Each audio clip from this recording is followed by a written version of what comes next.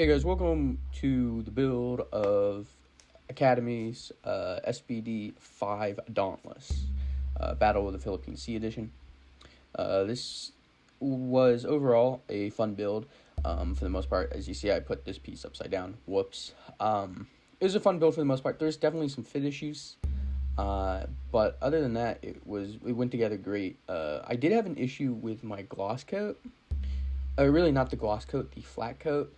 And I've had issues with this one before. For whatever reason, it sort of doesn't flatten out. It just stays glossy, and it also did something funny to some of the decals. But you'll see that later.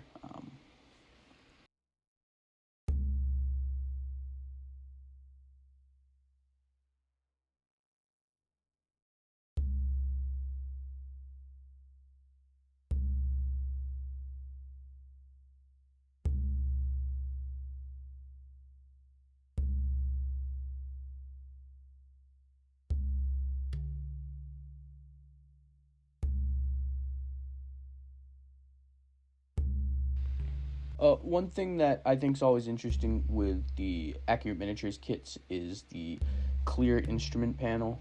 I think it's kind of a cool feature.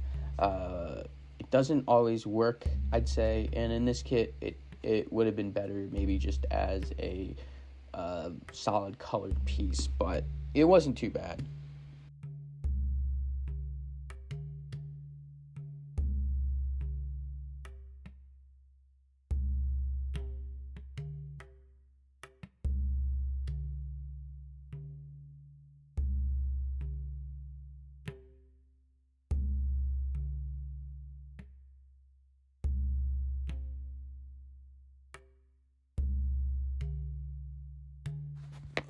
Originally, I didn't know what I wanted to do with this build. I was very much 50-50 between an Atlantic scheme, specifically the Devilbirds VMS3, or a Pacific scheme, the Tricolor, which is always very cool.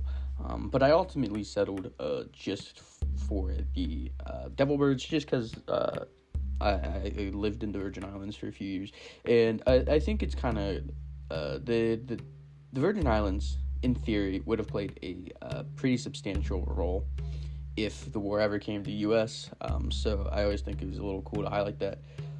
But from what I can tell, these guys were not used too often, just simply because U-boats weren't heavily present down in the Caribbean, and these guys were mostly doing anti-U-boat patrols between St. Thomas and St. Martin's, I think, or even down to Grenada, maybe.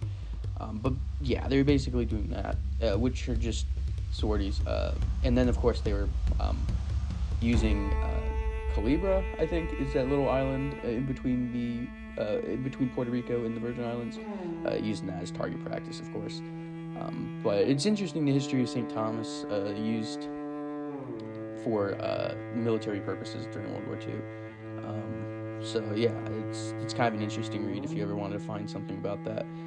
Find something to read, I should say, while on the toilet.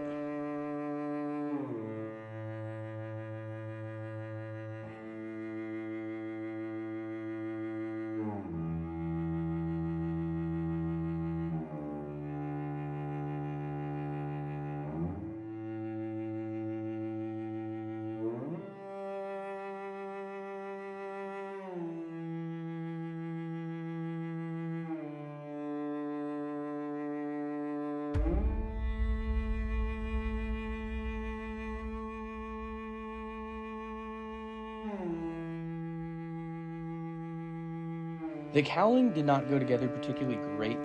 That was one of the places that really didn't fit well. The other place was the back half of the fuselage, the wings where they connected to the back half of the fuselage. That did not go together great.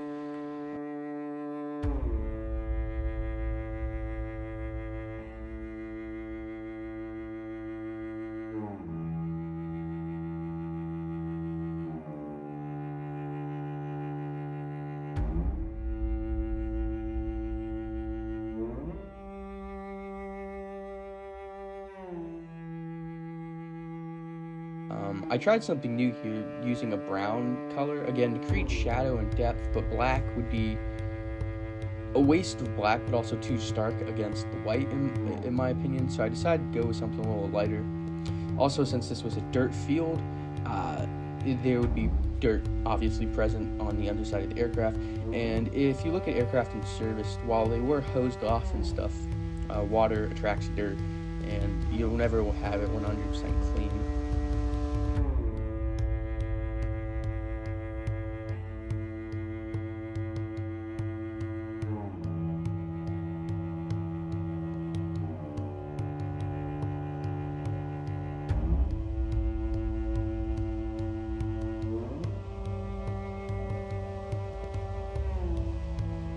The dive brakes, I painted them wrong in terms of I screwed up on the dive brakes. The top one I painted white on one side, and the bottom I painted gray. You'll see that later, but I fixed that. But the dive brakes were cool. I like the red is kind of a cool thing to have when you have this very monochrome gray and white aircraft. It's kind of nice to just have this really bright red within those dive flaps.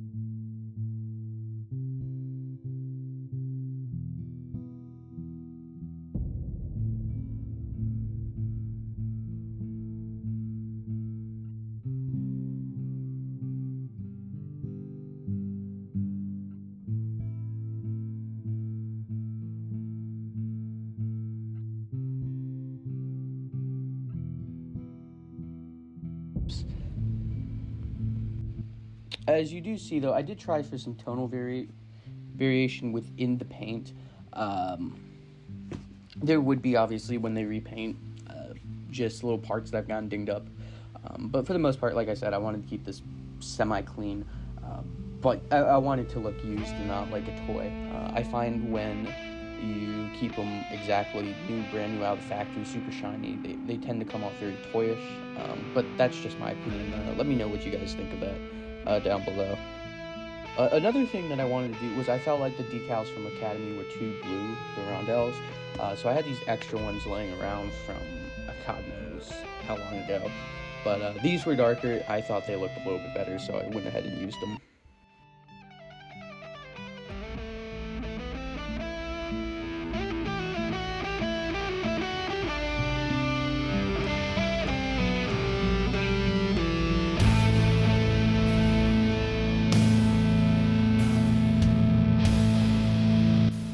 I'm just dumping some Starship wash from MIG here. I used it on the F-18 from VFA 137, and I thought it looked really good on that, so I decided to use it here again. Very easy cleanup. All you have to do is just take a slightly damp, even dry paper towel and just rub it off.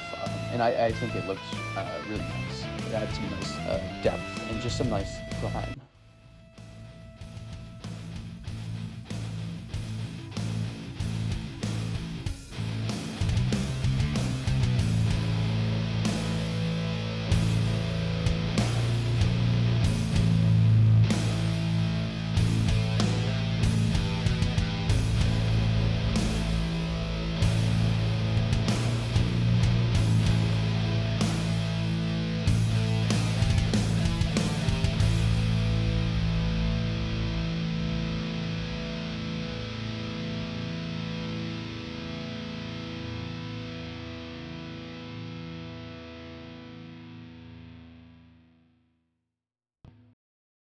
these were my first time doing exhaust streaks, as you see on the bottom and the side of the plane. I thought it turned out okay. They are a little washed out in the footage, but I think they look pretty good, especially the one on the port side of the aircraft. But yeah, guys, that's it with the video. Hopefully you guys liked it. I thought this was a pretty good build. Definitely could do it if I was a beginner, but there are some weird things with it. As you see, though, in the photos, unfortunately, the decals are still really shiny. If anything, they got shinier after that flat coat. So I don't know what to do about it. Leave some recommendations below. I'm in search of a new one. But yeah, guys, thank you for watching, and I'll see you in the next one. Peace.